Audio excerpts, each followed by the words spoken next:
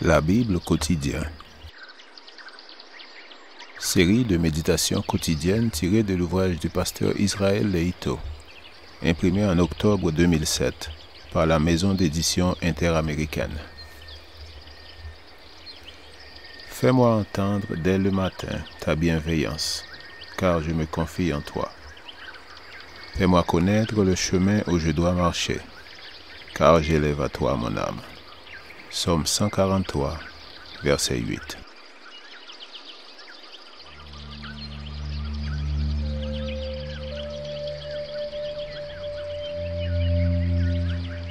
Aujourd'hui, le 15 avril, une défense constante. Est-ce que nous annulons ainsi la loi par la foi? Certainement non. Au contraire, nous confirmons la loi. Romains 3, verset 31. La tendance humaine est de coller une étiquette en permanence à quelqu'un selon notre manière de le voir et de le juger.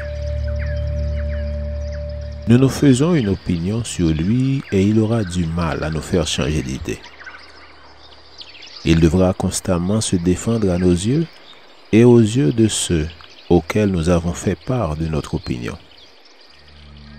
C'est pourquoi nous devons veiller attentivement à ne pas nuire à la réputation d'autrui. Paul était en conflit avec certains personnages influents de son époque.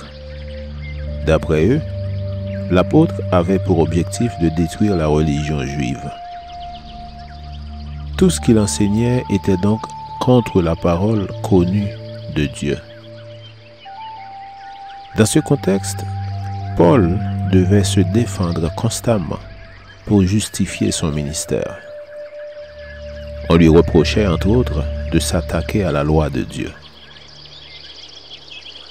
Le verset d'aujourd'hui montre clairement que Paul n'a jamais eu l'intention de détruire la loi de Dieu, ni de pousser qui que ce soit à la délaisser. La loi, telle qu'elle est présentée ici, peut être interprétée de plusieurs façons. Nous en expliquerons trois. La loi, c'est-à-dire tout l'Ancien Testament. Pour les Hébreux, il y avait la loi, c'est-à-dire les 5 livres de Moïse, et les prophètes. Paul n'a jamais parlé contre l'Ancien Testament. Au contraire, il s'en servait constamment pour démontrer que les patriarches eux-mêmes sont justifiés par la foi. La loi, dans un sens plus limité, se référant à la loi de Moïse. La foi soutient la loi dans ce sens, en lui donnant sa vraie place dans le plan du salut, parce qu'elle a servi de guide vers la seule source de salut, Jésus-Christ. Elle n'a pas le pouvoir de sauver le pécheur, mais elle sert d'illustration pour aider le pécheur à voir la grâce de Dieu. La loi servait à exposer le péché et à le condamner, rendant d'autant plus nécessaire la venue et la mort du Christ. La loi en tant qu'exigence morale, déterminée par Dieu lui-même, puisqu'il l'a écrite de sa propre main. Certains avancent que Paul aurait enseigné la non-validité des 10 commandements. Dans ce sens, ils accusent Paul de la même façon que ses contemporains le faisaient. La dernière chose que Paul rechercherait était l'abolition de la loi. La foi établit la loi parce qu'elle en justifie l'existence. La loi demeurera pour toujours puisqu'elle indique que nous sommes pécheurs, que nous avons besoin d'un sauveur.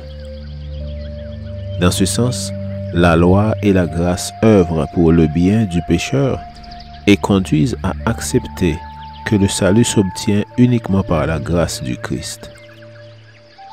La loi est éternelle et la grâce a toujours existé. La foi chrétienne m'inspire à accepter la loi car elle me rend conscient que j'ai besoin du Christ, lui qui me sauve par sa grâce. Je ne peux pas observer la loi pour être sauvé.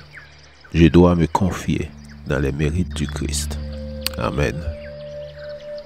Lecture de la Bible pour aujourd'hui dans l'Ancien Testament de Samuel chapitre 1, verset 1 jusqu'au chapitre 2, verset 32.